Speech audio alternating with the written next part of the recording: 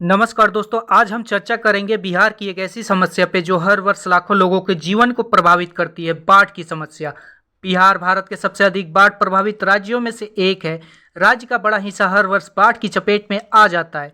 कोसी, गंडक, बागमती, कमला और गंगा जैसी नदियां मानसून के दौरान उफान पे आ जाती है, जिससे जनजीवन अस्त व्यस्त हो जाता है। लेकिन सवाल यह है कि बिहार में बाढ़ इतनी बड़ी समस्या क्यों है। तो सबसे पहला कारण है बिहार की भौगोलिक स्थिति। बिहार की अधिकांश नदियां नेपाल और हिमालय क्षेत्र से निकलती है। मानसून के दौरान नेपाल में भारी वर्षा होती है, जिसका पानी सीधे बिहार की नदियों में आता है। दूसरा बड़ा कारण है नदियों में गाद का जमाव। हिमालय से आने वाली नदियां अपने साथ बड़ी मात्रा में मिट्टी और अवसाद लाती है। इससे नदी का तल ऊंचा हो जाता है और नदी अपने किनारों को तोड़कर आसपास के क्षेत्रों में फैल जाती है।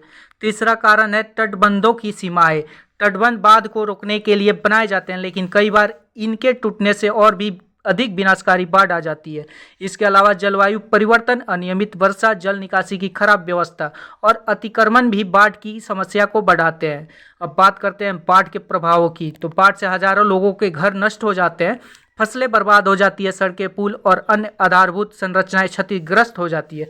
कई लोग अपने घर छोड़कर सुरक्षित स्थानों पर जाना पड़ता है। बाढ़ के बाद बीमारियों का खतरा भी बढ़ जाता है। तो आखिर इसका समाधान क्या है। तो सबसे पहले नदियों का वैज्ञानिक प्रबंधन आवश्यक है। गाद हटाने, नदी तल की नियमित सफाई की व्यवस्था होनी चाहिए। दूसरा, भारत और नेपाल के बीच बेहतर समन्वय स्थापित करना चाहिए ताकि बाढ़ प्रबंधन की योजना प्रभावी ढंग से लागू हो सके। तीसरा, जल निकासी व्यवस्था को मजबूत बनाया जाए और प्राकृतिक जलों, तालाबों और आर्द्रभूमियों का संरक्षण किया जाए। चौथा, आधुनिक तकनीक से जैसे जीआईएस, रिमोट सेंसिंग और अर्ली वार्निंग सिस्टम का उपयोग किया जाए ताकि लोगों को समय रहते चेतावनी मिल सके। अतः बाढ़ नियंत्रण में सरकार के साथ साथ स्थानीय समुदायों की सक्रिय भागीदारी भी आवश्यक है। निष्कर्ष के रूप में कहा जा सकता है कि बाढ़ बिहार की एक गंभीर चुनौती है, लेकिन वैज्ञानिक दृष्टिकोण, प्रभावी नीति और जन सहभागी के माध्यम से इसका स्थायी समाधान किया जा सकता है।